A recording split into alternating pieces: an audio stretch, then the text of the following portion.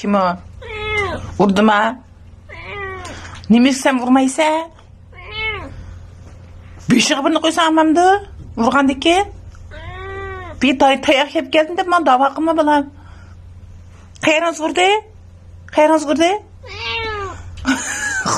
Kapamam. Beşiğini silap koy, beşiğini vurdum ha, beşiğini silap koy. Sopi! Nimiş vurdum ha Leyla ne?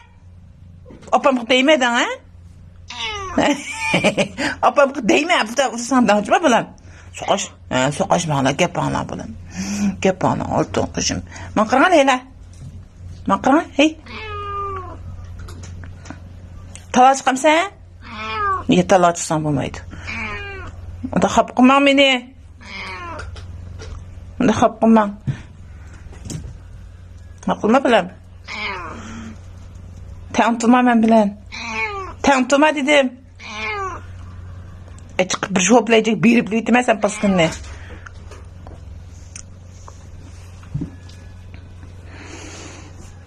Sokaşmayı yakşı öttüğünler bir-birinler bilen.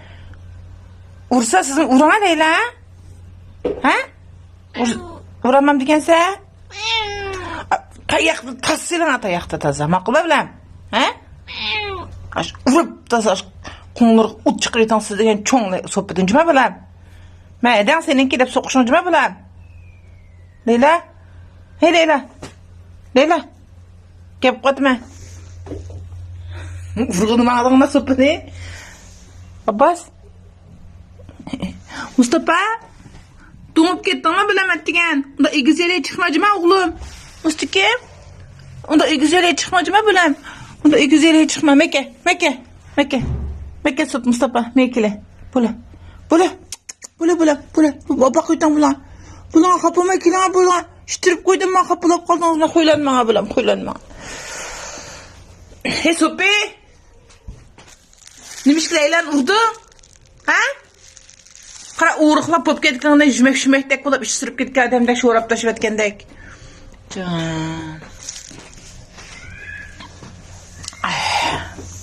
Mene Leyla özünüz çıkıp tala oynayıp kıran. Ma, özünüz çıkıp oynayıp kırat Allah'ıma. Ma özünüz çıkıp. İşini hiç bireyim. İşini hiç bireyim ha. Ha? İşini hiç bireyim bulan. Özünüz çıkmayım, özünüz hiç çıkmayım mene. Ma. Gep katmasan mağay bir kız gepna. Bez bula bezdarız çıvagan. Apa sen hiç bir işin bana bulam. Kope. Bir küzün algıya kıp yatsa bula. Mustafa kapı bana bulam. Kapı bana kötürüm süreysiz.